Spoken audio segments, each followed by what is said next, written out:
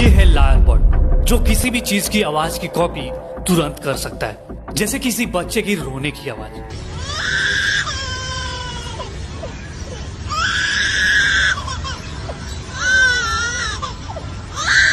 या फिर दूसरे पक्षियों की आवाज।